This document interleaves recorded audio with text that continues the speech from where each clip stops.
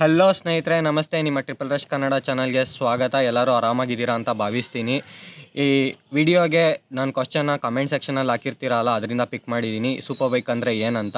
ಅದ್ರ ಜೊತೆಗೆ ನಾವು ವಿಧವಾದ ಸೂಪರ್ ಬೈಕ್ಗಳ ಬಗ್ಗೆ ತಿಳ್ಕೊಳ್ಳೋಣ. ಇದರಲ್ಲಿ ನಿಮಗೆ ಒಂದು ವಿಚಾರ ಏನು ತಿಳಿಯುತ್ತೆ ಅಂದರೆ, ನೀವು ಮುಂದೆ ಯಾವುದಾದ್ರೂ ದೊಡ್ಡ ಬೈಕ್ ತೊಗೊಳ್ತೀರಾ ಅಂತಂದರೆ ಅದರಲ್ಲಿ ನಿಮಗೆ ಬೇಕಾಗಿರೋ ಬೈಕ್ ಯಾವುದು ಅಂತ ಚೂಸ್ ಮಾಡೋದಕ್ಕೆ ತುಂಬ ಅನುಕೂಲ ಆಗುತ್ತೆ. ಬನ್ನಿ ಪೂರ್ತಿ ವಿಡಿಯೋ ನೋಡೋಣ.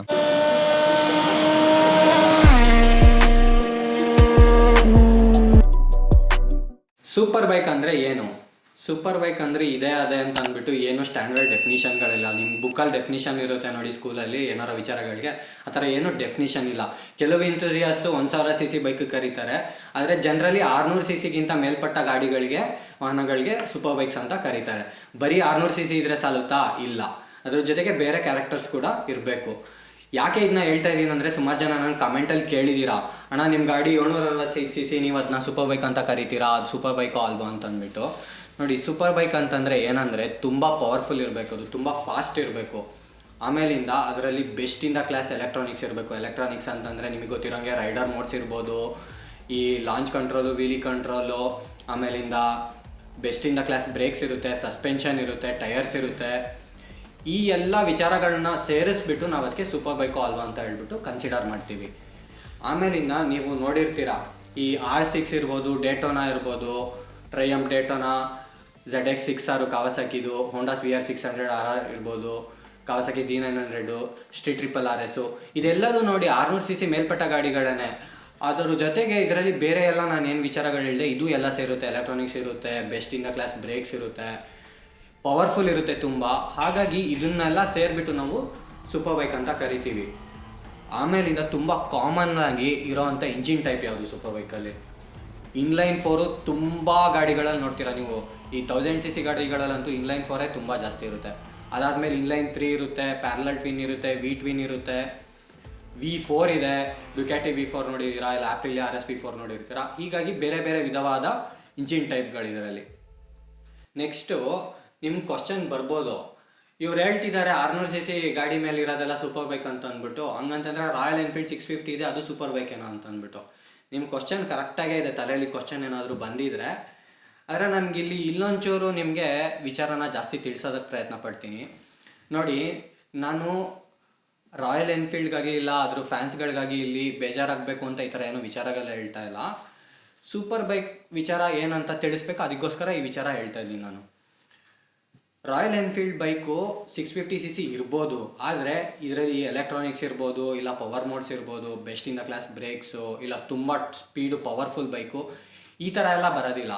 ಅದಕ್ಕೆ ನಾವು ಅದನ್ನ ಸೂಪರ್ ಬೈಕ್ ಅಂತ ಅಂದ್ಬಿಟ್ಟು ಕರೆಯೋದಕ್ಕಾಗಲ್ಲ. ನಿಮ್ಗೆ ಇನ್ನೂ ಕ್ಲಿಯರಾಗಿ ಎಕ್ಸಾಂಪಲ್ ಹೇಳ್ಬೇಕಂದ್ರೆ, ರಾಯಲ್ ಎನ್ಫೀಲ್ಡ್ನ ಸೈಡಿಗೆ ಇಡಿ. ಇವಾಗ ಕಾವಾಸಾಕಿ ತೊಗೊಳ್ಳಿ. ಕಾವಾಸಾಕಿಯಲ್ಲಿ 2 ಬೈಕ್ ಇದೆ. 600 cc ರೇಂಜಲ್ಲೇ 2 ಬೈಕ್ ಇದೆ, ಆಯಿತಾ. ಒಂದು ನಿಂಜಾ 650 ಇದೆ, ನಿಮಗೆ ಇಲ್ಲಿ ನಾನು ತೋರಿಸ್ತಾ ಇದ್ದೀನಿ ನೋಡಿ ಡೀಟೇಲ್ಸು. ಇನ್ನೊಂದು ಕಾವಾಸಾಕಿ ZX6R ಅಂತ ಇದೆ. ನಿಂಜಾ 650ಅಲ್ಲಿ 650 cc ಇಂಜಿನು, ಆಯಿತಾ. ZX6ರಲ್ಲಿ 636 cc ಇಂಜಿನು. ನೋಡಿ, ಇದರಲ್ಲಿ ಎರಡರಲ್ಲೂ 650 cc ಇದ್ರೂ ಇಂಜಿನ್ ಟೈಪ್ ಬೇರೆ ಬೇರೆ ಥರ ಇದೆ. ಒಂದು ಇನ್ಲೈನ್ 4, ಇನ್ನೊಂದು ಪ್ಯಾರಲಲ್ ಟ್ವಿನ್ ಇದೆ, ಆಯಿತಾ. ಕೆಳಗಡೆ ಬಂದರೆ ಇನ್ನೊಂಚೂರು ಪವರ್ ನೋಡ್ತೀರಾ ನೀವು. ಒಂದರಲ್ಲಿ 67 bhp ಇದೆ, ಇನ್ನೊಂದರಲ್ಲಿ 126 bhp ಇದೆ.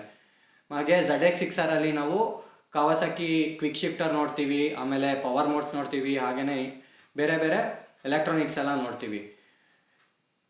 ಅದಕ್ಕೇನೆ ಹೇಳೋದು ಸೂಪರ್ ಬೈಕ್ಸ್ ಅಂದರೆ ಇದೆಲ್ಲ ಸೇರುತ್ತೆ. ಪವರ್ ಇರುತ್ತೆ, ತುಂಬ ಎಲೆಕ್ಟ್ರಾನಿಕ್ಸ್ ಇರುತ್ತೆ ಅದರಲ್ಲಿ, ಜೊತೆಗೆ best in the class suspension ಇರುತ್ತೆ, ಬ್ರೇಕ್ ಇರುತ್ತೆ, ಟೈರ್ ಇರುತ್ತೆ. ಹಾಗೆ ದುಡ್ಡು ಕೂಡ ನೋಡಬೇಕು. ನೋಡಿ, ಇದ್ರದ್ದು ಆಲ್ಮೋಸ್ಟ್ ಅರ್ಧ ದುಡ್ಡು ಕಾವಾಸಾಕಿ ನಿಂಜಾ 650ಗೆ. ZX6Rಗೆ ಬೆಂಗಳೂರಲ್ಲಿ ಆನ್ ರೋಡು 13-14 ಲಕ್ಷ ಆಗ್ಬೋದು. ಅದೇನೇ ನಿಂಜಾ 650ಗೆ 6ರಿಂದ 7 ಲಕ್ಷ ಆಗ್ಬೋದು. ನಿಮಗೆ ಸೂಪರ್ ಬೈಕೋ ಅಲ್ವಾ ಅಂತ ಡಿಫ್ರೆನ್ಷಿಯೇಟ್ ಮಾಡೋದಕ್ಕೆ ಇದು ಒಂದು ಸಿಂಪಲ್ ವಿಚಾರ. ಇದನ್ನು ಎಕ್ಸಾಂಪಲ್ ಇಟ್ಕೊಂಡು ನೀವು ಡಿಸೈಡ್ ಮಾಡ್ಬೋದು, ಆಯಿತಾ. ಈಗ ಸೂಪರ್ ಬೈಕ್ ಯಾವುದು ಅಂತ ಹೇಳ್ಬಿಟ್ಟು ವಿಚಾರಗಳನ್ನ ತಿಳ್ಕೊಂಡ್ವಿ. ನೆಕ್ಸ್ಟು ನಾವು ವಿಧವಾದ ಬೈಕ್ಗಳು ಯಾವುದು ಅಂದ್ಬಿಟ್ಟು ನೋಡೋಣ. ಇದಕ್ಕೆ ಕ್ಯಾಟಗರೀಸ್ ಆಫ್ ಬೈಕ್ ಅಂತ ನಾನು ನಿಮಗೆ ಟೈಟಲ್ ಕೊಟ್ಟಿದ್ದೀನಿ.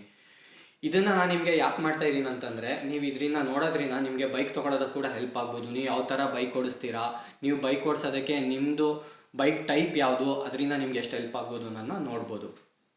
ಈಗ ಕ್ಯಾಟಗರೀಸ್ ಆಫ್ ಬೈಕ್ ನೋಡೋಣ. ಫಸ್ಟು ಸೂಪರ್ ಸ್ಪೋರ್ಟ್ಸ್ ಅಂತ ಅಂದ್ಬಿಟ್ಟು. ಸೂಪರ್ ಸ್ಪೋರ್ಟ್ಸ್ ಆದಮೇಲಿಂದ ಜಾಸ್ತಿ ಕಾಮನ್ ಆಗಿ ನೇಕೆಡ್ ಸ್ಪೋರ್ಟ್ಸ್ ಅಂತ ಅಂದ್ಬಿಟ್ಟು ಬಳಸ್ತಾರೆ.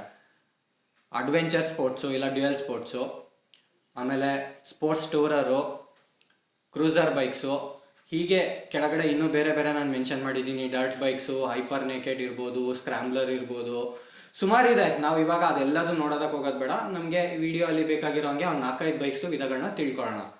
ಫಸ್ಟು ಸೂಪರ್ ಸ್ಪೋರ್ಟ್ಸ್ ಬೈಕ್ಸ್ ಅಂದರೆ ನೀವು ಕಾಮನ್ ಎಕ್ಸಾಂಪಲ್ ಯಾವ್ದು ತೊಗೊಬೋದು ಅಂದರೆ ZX6R ಇರ್ಬೋದು, R6 ಇರ್ಬೋದು, 600R ಇರ್ಬೋದು, S1000R, ZX10R, ಎಷ್ಟೊಂದಿದೆ ಲೀಸ್ಟು, ನಿಮಗೆ ಗೊತ್ತು, ಎಲ್ಲರಿಗೂ ತಿಳ್ಕೊಂಡಿರ್ತೀರ ಅಷ್ಟು. ಇವಕ್ಕೆಲ್ಲ ಸೂಪರ್ ಸ್ಪೋರ್ಟ್ಸ್ ಅಂತ ಕರೀತಾರೆ. ಇದರಲ್ಲಿ ಏನು ಸ್ಪೆಷಲ್ ಅಂತಂದರೆ ಇದು ಟ್ರ್ಯಾಕ್ಗೆ ಫೋಕಸ್ಡ್ ಅಂತ ಅಂದ್ಬಿಟ್ಟು ಮಾಡಿರ್ತಾರೆ. ಅಷ್ಟು ತುಂಬ ಅಂದರೆ ತುಂಬ ಪವರ್ ಇರುತ್ತೆ. ನೀವು ಸೀದಾ ಶೋರೂಮಿಂದ ಎತ್ಕೊಂಡು ಟ್ರ್ಯಾಕ್ಗೆ ಹೋಗಿ ರೇಸ್ ಮಾಡ್ಬೋದು, ಹಂಗಿರುತ್ತವೆ. ಏನಂದರೆ ನಿಮಗೆ ಕಂಫರ್ಟಬಲ್ ಇರೋದಿಲ್ಲ ಬೈಕ್ ಓಡಿಸೋದಕ್ಕೆ. ಆಲ್ಮೋಸ್ಟ್ ನೀವು ಹಿಂಗೆ ಕೂತಿರ್ತೀರ ಬಕ್ಕೊಂಡು, ಅದಕ್ಕೇ ನಿಮಗೆ ಇದು ಕಂಫರ್ಟ್ ಇರೋದಿಲ್ಲ. ಸೂಪರ್ ಸ್ಪೋರ್ಟ್ಸಲ್ಲಿ ಇನ್ನೊಂದು ಏನಂತಂದರೆ ನಿಮಗೆ ಏರೋಡೈನಾಮಿಕ್ಸು ಇದೆಲ್ಲ ತುಂಬ ಫೋಕಸ್ ಮಾಡಿರ್ತಾರೆ, ಗಾಳಿ ಹೊಡಿಬಾರ್ದು. ಅದಕ್ಕೆ ಫೇರಿಂಗ್ ಎಲ್ಲ ಇರುತ್ತೆ, ನೋಡೋದಕ್ಕೆ ಸೆಕ್ಸಿ ಇರುತ್ತೆ, ಹುಡುಗಿರು ಹಂಗೆ ಬಿದ್ದೋಗ್ಬೇಕು ಆ ಥರ ಇರುತ್ತೆ ಬೈಕ್ಗಳು. ಇದಕ್ಕೆ ಇದನ್ನು ಸೂಪರ್ ಬೈಕ್ಸ್ ಅಂತ ಅಂದ್ಬಿಟ್ಟು ಸೂಪರ್ ಸ್ಪೋರ್ಟ್ಸ್ ಅಂದ್ಬಿಟ್ಟು ಕರೀತಾರೆ. ನೆಕ್ಸ್ಟ್ ಯಾವ್ದು ನೋಡ್ಬೇಕಂತಂದರೆ ನೇಕೆಡ್ ಸ್ಪೋರ್ಟ್ಸು, ಎರಡನೇದು. ನೇಕೆಡ್ ಸ್ಪೋರ್ಟ್ಸ್ಗೆ example street triple, speed triple, Ducati V4 street fighter ಅಂತ ಬಿಟ್ಟಿದ್ದಾನೆ ಹೊಸದಾಗಿ, ಅದಿರ್ಬೋದು. ಇಲ್ಲ ಅಂತಂದರೆ ನಿಮಗೆ MT-09, ಕಾವಾಸಕಿ Z900, ಇವೆಲ್ಲ ನೇಕೆಡ್ ಸ್ಪೋರ್ಟ್ಸ್ ಅಂತ ಅಂತಾರೆ. ನೇಕೆಡ್ ಸ್ಪೋರ್ಟ್ಸು ಆಲ್ಮೋಸ್ಟ್ ಪವರ್ಫುಲ್ ಇರುತ್ತೆ, ಸೂಪರ್ ಸ್ಪೋರ್ಟ್ ಅಷ್ಟೇ. ಬಟ್ ಇದರಲ್ಲಿ ನಮಗೆ ಅಪ್ರೈಟ್ ರೈಡಿಂಗ್ ಪೊಸಿಷನ್ ಇರುತ್ತೆ, ಹಿಂಗೆ ನಾವು ಸ್ವಲ್ಪ ರಿಲ್ಯಾಕ್ಸ್ ಆಗಿ ಓಡಿಸ್ಬೋದು ಬೈಕನ್ನು. ಇನ್ನೊಂದು ಏನಂತಂದರೆ ಇದು ನಮಗೆ ದಿನದಿಂದ ದಿನ ಯೂಸ್ ಮಾಡ್ತೀವಿ ಅಲ್ವಾ, ಆಫೀಸ್ಗೆ ಹೋಗೋದಿರ್ಬೋದು, ಇಲ್ಲ ಲಾಂಗ್ ಟ್ರಿಪ್ ಹೋಗ್ಬೋದು, ಇಲ್ಲ ಎಲ್ಲ ಒಂದು ಕಡೆ ನೀವು ಶಾರ್ಟ್ ವೀಕೆಂಡ್ ರೈಡ್ ಮಾಡ್ತೀರಂತ ಅನ್ಬೋದು. ಇದಕ್ಕೆಲ್ಲ ತುಂಬ ಪ್ರಾಕ್ಟಿಕಲ್ ಆಗಿರುತ್ತೆ ಇದು ಬೈಕು. ನಿಮಗೆ ಅಷ್ಟು ಟಯರ್ಡ್ ಅನ್ಸೋದಿಲ್ಲ, ಕೂತ್ಕೊಳ್ಳೋದಕ್ಕೂ ಕಂಫರ್ಟ್ ಇರುತ್ತೆ. ಅದಕ್ಕೆ ನೇಕೆಡ್ ಬೈಕು ದಿನೇ ಓಡಾಡುವಾಗ, ತುಂಬ ಫ್ರೀಕ್ವೆಂಟಾಗಿ ಓಡಾಡುವಾಗ ನಮಗೆ ಅನುಕೂಲ ಆಗುತ್ತೆ. ಇದಾದಮೇಲೆ ನೆಕ್ಸ್ಟು ಅಡ್ವೆಂಚರ್ ಬೈಕ್ಸ್ಗೆ ಡ್ಯುಯಲ್ ಸ್ಪೋರ್ಟ್ಸ್ ಅಂತಲೂ ಕರೀತಾರೆ. ಡ್ಯುಯಲ್ ಸ್ಪೋರ್ಟ್ಸ್ ಅಂದರೆ ಏನಂದರೆ ನೀವು ರೋಡಲ್ಲೂ ಓಡಿಸ್ಬೋದು, ರೋಡ್ ಇಲ್ಲದೆ ಮಣ್ ರೋಡ್ ಇದ್ರೂ ಅಲ್ಲೂ ಜೈ ಅಂತ ಆರಿಸ್ಕೊಂಡು ಹೋಗ್ತಾ ಇರ್ಬೋದು. ನಿಮಗೆ ಎಕ್ಸಾಂಪಲ್ಲು KTM ADV 390 ಇರ್ಬೋದು, BMW GS ಸೀರೀಸ್ ಇರ್ಬೋದು, ಮಲ್ಟಿ ಸ್ಟ್ರಾಡಾ ಡುಕ್ಯಾಟಿ ಇದು, ಇಲ್ಲ ಟ್ರಯಂಫ್ ಟೈಗರು, ಇವಕ್ಕೆಲ್ಲ ಏನು ಹೇಳ್ತಾರೆ ಅಂತಂದರೆ ಅಡ್ವೆಂಚರ್ ಬೈಕ್ಸ್ ಅಂತ ಹೇಳ್ತಾರೆ. ಇದು ನಮಗೆ ಕೂತ್ಕೊಳ್ಳೋದಕ್ಕೆ ರಿಲ್ಯಾಕ್ಸ್ ಆಗಿರುತ್ತೆ, ಆರಾಮಾಗಿ ಹಿಂಗೆ ಕೂತ್ಕೊಬೋದು ಅಪ್ರೈಟ್ ಪೊಸಿಷನಲ್ಲಿ. ಓಡಿಸೋದಕ್ಕೆ ಹಿಂದೆ ಯಾರಾದರೂ ಪಿಲಿಯನ್ ಕೂತಿದ್ರೆ ಅವ್ರಿಗೂ ಕಂಫರ್ಟ್ ಇರುತ್ತೆ, ತುಂಬ ಲಗೇಜ್ ಕ್ಯಾರಿ ಮಾಡ್ಬೋದು. ಯೂಶ್ವಲಿ ಲಾಂಗ್ ಟ್ರಿಪ್ಗಳಿಗೆ ಇದನ್ನ ಯೂಸ್ ಮಾಡ್ತೀವಿ. ನಿಮ್ಗೆ ಇದರಲ್ಲಿ ನೇಕೆಡ್ ಸ್ಪೋರ್ಟ್ಸ್ ಇಲ್ಲ ಸೂಪರ್ ಸ್ಪೋರ್ಟ್ಸ್ ಅಷ್ಟು ಪವರ್ ಇರೋದಿಲ್ಲ, ಆದ್ರೂ ನಿಮಗೆ ಹೈವೇಯಲ್ಲಿ ಬ್ಲಾಸ್ಟ್ ಮಾಡ್ಕೊಂಡು ಹೋಗೋಕ್ಕೆ ಎಷ್ಟು ಬೇಕು ಅಷ್ಟು ಪವರ್ ತುಂಬಾ ಇರುತ್ತೆ. ನಮ್ಗೆ ಏನಂತಂದರೆ ಇದರಲ್ಲಿ ಅಡ್ವಾಂಟೇಜು ಎಲ್ಲ ಹಳ್ಳ ಹಂಪ್ಸು ಈ ಥರ ಎಲ್ಲಿ ಬೇಕಲ್ಲಿ ಹಾರಿಸ್ಕೊಂಡು ಹೋಗ್ತಾ ಇರ್ಬೋದು ಗಾಡಿನ, ಅದಕ್ಕೆ ಅಡ್ವೆಂಚರ್ ಸ್ಪೋರ್ಟ್ಸ್ ಅಂತ ಹೇಳ್ತಾರೆ. ನೆಕ್ಸ್ಟು ಸ್ಪೋರ್ಟ್ಸ್ ಟೂರರು ಈ ಕಡೆ ಸ್ಪೋರ್ಟ್ಸು ಅಲ್ಲ, ಈ ಕಡೆ ನೇಕೆಡು ಅಲ್ಲ, ಮಧ್ಯ ಬರುತ್ತೆ ಒಂಥರ ಅಂದ್ಕೊಳ್ಳಿ. ಪವರು ಒಂಥರ ಸ್ಪೋರ್ಟ್ಸ್ ಮತ್ತು ನೇಕೆಡ್ ಮಧ್ಯ ಚೆನ್ನಾಗಿರುತ್ತೆ, ಕಂಫರ್ಟ್ ಆಗಿರುತ್ತೆ ಪವರ್ ಬ್ಯಾಂಡು. ಆದರೆ ನಿಮಗೆ ರೈಡಿಂಗ್ ಪೊಸಿಷನ್ ತುಂಬ ಕಂಫರ್ಟಬಲ್ ಆಗಿರುತ್ತೆ. ಸೂಪರ್ ಸ್ಪೋರ್ಟ್ಸಲ್ಲಿ ಏನಂದರೆ ನೀವು ಹಿಂಗೆ ಕೂತ್ಕೊತೀರ, ನೇಕೆಡ್ ಸ್ಪೋರ್ಟ್ಸಲ್ಲಿ ಹಿಂಗೆ ಆರಾಮಾಗಿ ಕೂತ್ಕೊಬೋದು, ಆದರೆ ಫೇರಿಂಗ್ ಕೂಡ ಇರುತ್ತೆ, ಆದರೆ ಅಷ್ಟೊಂದು ಪವರ್ ಇರೋದಿಲ್ಲ. ಇದರಲ್ಲಿ ಹಿಂದೆ ಪಿಲಿಯನ್ ರೈಡರ್ ಕೂಡ ಮತ್ತೆ ಕಂಫರ್ಟ್ ಇರುತ್ತೆ, ನಿಮಗೆ ಫೇರಿಂಗ್ ಎಲ್ಲ ಇರೋದ್ರಿಂದ ಗಾಳಿ ಬಂದು ಅಷ್ಟೊಂದು ಆಯಾಸ ಮಾಡೋದಿಲ್ಲ. ನೇಕೆಡಲ್ಲ ಅಂತಂದರೆ ಲಾಂಗ್ ಟ್ರಿಪ್ ಹೊಡಿತೀರಾ ಅಂತಂದರೆ ಡೈರೆಕ್ಟಾಗಿ ನಮ್ಮ ದೇಹಕ್ಕೆ ಗಾಳಿ ಹೊಡಿತಲ್ವ, ಆಗ ಸುಸ್ತಾಗುತ್ತೆ ಬೇಗ. ಈ ಸ್ಪೋರ್ಟ್ಸ್ ಟೂರರಲ್ಲಿ ಅದಾಗೋದಿಲ್ಲ. ಹಾಗಾಗಿ ನೇಕೆಡ್ ಸ್ಪೋರ್ಟ್ಸ್ ಟೂರರ್ಗೆ ಇದು ಮೇನ್ ಡಿಫ್ರೆನ್ಸು, ಎರಡು ಲಾಂಗ್ ಟ್ರಿಪ್ಗೆ ಯೂಸ್ ಮಾಡಿದ್ರು. ಇನ್ನೊಂದು ಏನು ಡಿಸ್ಅಡ್ವಾಂಟೇಜ್ ಅಂದರೆ ಇದು ನಿಮ್ಗೆ ಸ್ವಲ್ಪ ಹೆವಿ ಅನ್ನಿಸ್ಬೋದು ಓಡಿಸ್ಬೇಕಿದ್ರೆ, ಯಾಕಂದರೆ ದೊಡ್ಡದಾಗಿರುತ್ತಲ್ವ ಗಾಡಿ, ಓಡಿಸುವಾಗ ಸ್ವಲ್ಪ ನಮಗೆ ದೊಡ್ಡದಂತ ಅನ್ನಿಸ್ಬೋದು. ನೆಕ್ಸ್ಟ್ ಏನಂತಂದರೆ ಕ್ರೂಸರ್ಗೆ ಸಿಂಪಲ್ ಎಕ್ಸಾಂಪಲ್ಲು ಎಲ್ಲರ ಅಚ್ಚುಮೆಚ್ಚಿನ ರಾಯಲ್ ಎನ್ಫೀಲ್ಡ್ ಗಾಡಿಗಳಿರ್ಬೋದು. ಅದಕ್ಕೆ ಅದರಲ್ಲಿ ರಾಜ ಥರ ಹಿಂಗೆ ಕಾಲು ಮುಂದೆ ಇಟ್ಕೊಂಡು ಕೈ ಹಿಂಗೆ ಮೇಲೆ ಇಟ್ಕೊಂಡು ಓಡಿಸ್ತಾ ಇರ್ತಾರಲ್ಲ, ಇಲ್ಲ ಹಾರ್ಲೆ ಡೇವಿಡ್ಸನ್ನು ಇಂಡಿಯನ್ ಇರ್ಬೋದು, ಆಮೇಲೆ ಪವರ್ ಕ್ರೂಸರ್ ಅಂತ ಕರೀತಾರೆ, ಟ್ರಯಂಫ್ ರಾಕೆಟ್ 3 ಇರ್ಬೋದು, ಇಲ್ಲ ಅಂತಂದರೆ ನಿಮಗೆ ಡಾಮಿನರ್ ಇರ್ಬೋದು. ಇವೆಲ್ಲ ಪವರ್ ಕ್ರೂಸರ್ ಇಲ್ಲ ಕ್ರೂಸರ್ ಬೈಕ್ಸ್ ಅಂತ ಕರೀತಾರೆ. ಇದು ಹೇಗೆ ಅಂದರೆ ಲಾಂಗ್ ಡಿಸ್ಟೆನ್ಸಿಗೆ ಯೂಸ್ ಮಾಡ್ತಾರೆ, ಆದರೆ ಲಾಂಗ್ ಡಿಸ್ಟೆನ್ಸ್ ಅಂತ ಅನ್ನೋದಕ್ಕಿಂತ ಇದು ಹೆಂಗೆ ಅಂದರೆ ತುಂಬ ಕಂಫರ್ಟಬಲ್ ಆಗಿರುತ್ತೆ ಓಡಿಸೋದಕ್ಕೆ. ನೀವು ಇನ್ನೊಂದೇನಂತಂದರೆ ಇದರಲ್ಲಿ ಪಿಲಿಯನ್ ಇದ್ರೂ ಅವ್ರಿಗೂ ಸ್ವಲ್ಪ ಕಂಫರ್ಟಬಲ್ ಆಗಿರುತ್ತೆ, ಕಾಲೆಲ್ಲ ಸ್ಟ್ರೆಚ್ ಮಾಡಿ ಆರಾಮಾಗಿ ರಿಲ್ಯಾಕ್ಸ್ ಆಗಿ ಓಡಿಸ್ಬೋದು. ಕ್ರೂಸರ್ ಬೈಕ್ಸಲ್ಲಿ ಏನಂದರೆ ಸೀಟ್ ಹೈಟು ತುಂಬ ಕಡಿಮೆ ಇರುತ್ತೆ, ನೀವು ಅದು ತುಂಬ ಹೈಟ್ ಇಲ್ಲ ಅಂತಂದ್ರೂ ಆರಾಮಾಗಿ ಮ್ಯಾನೇಜ್ ಮಾಡ್ಬೋದು ಗಾಡಿನ, ಅದೆಲ್ಲ ಇದ್ರದ್ದು ಅಡ್ವಾಂಟೇಜ್ಗಳು. ಆದರೆ ನೀವು ಈ sports bike naked sports tourer ಇವಕ್ಕೆಲ್ಲ ಕಂಪೇರ್ ಮಾಡಿದ್ರೆ ಕ್ರೂಸರ್ಗಳಲ್ಲಿ ಅಷ್ಟೊಂದು ಪವರ್ ಇರೋದಿಲ್ಲ.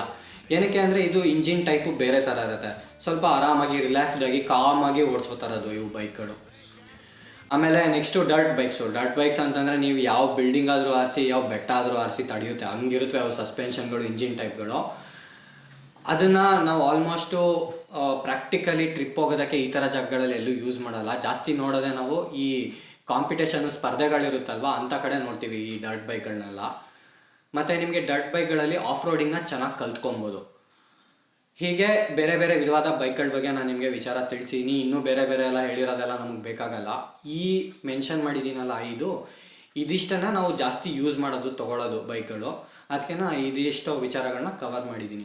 ಆಮೇಲೆ ಇನ್ನೊಂದೇನೆಂದರೆ, ನೀವು ಸುಮಾರು ಜನ 200-250 cc ಗಾಡಿ ತನಕ ಯಾವುದಾದ್ರೂ ತೊಗೊಳ್ಳಿ, ಡಿಫ್ರೆನ್ಸ್ ಆಗೋದಿಲ್ಲ. ನಿಮ್ಗೆ ಯಾವ್ದು ಇಷ್ಟ ಅದನ್ನು ತೊಗೊಳ್ಳಿ. ಅದೇ 300 cc ಗಾಡಿ ಆದಮೇಲೆ ನೀವು ಅಪ್ಗ್ರೇಡ್ ಮಾಡ್ತೀರಾ ಅಂದರೆ, ನಾನು ಈ ಹೇಳಿದ್ದೀನಲ್ವಾ ಇದೆಲ್ಲ ವಿಚಾರಗಳನ್ನ ನಿಮ್ಮ ತಲೆಯಲ್ಲಿ ಇಟ್ಕೊಂಡು ಡಿಸಿಷನ್ ತೊಗೊಳ್ಳಿ. ಜಾಸ್ತಿ ದುಡ್ಡು ಕೊಟ್ಟಷ್ಟು ನಮಗೆ ಈಸಿ ಇರೋದಿಲ್ಲ ಗಾಡಿನ ಚೇಂಜ್ ಮಾಡೋದಕ್ಕೆ. ಅದಕ್ಕೆ ಅದನ್ನು ತಲೆಯಲ್ಲಿ ಇಟ್ಕೊಳ್ಳಿ. ಇದು ಬೈಕ್ಗಳ ಬಗ್ಗೆ ನಾನು ನಿಮಗೆ ತಿಳಿಸ್ಬೇಕಾದ ವಿಚಾರಗಳು. ಇದಲ್ಲದೆ ನಿಮ್ಗೆ ಇನ್ನೇನಾದ್ರು ಕ್ವಶನ್ಸ್ ಇತ್ತು ಅಂತಂದರೆ ಕಮೆಂಟ್ ಸೆಕ್ಷನಲ್ಲಿ ನೀವು ಕೇಳ್ಬೋದು, ನಾನು ಅದಕ್ಕೆ ಉತ್ತರ ಕೊಡ್ತೀನಿ. ಹಾಗೆ ನಿಮಗೆ ಈ ವಿಡಿಯೋ ಇಷ್ಟ ಆಗಿದ್ರೆ ಲೈಕ್, ಶೇರ್, ಸಬ್ಸ್ಕ್ರೈಬ್ ಮಾಡಿ ಮರಿದೇನೆ. ಇದು ನಿಮ್ಮ ಟ್ರಿಪಲ್ ರಶ್ ಕನ್ನಡ. ಮತ್ತೆ ಸಿಗೋಣ. ಬಾಯ್ ಬಾಯ್, ಸಿ ಯು, ಟೇಕ್ ಕೇರ್.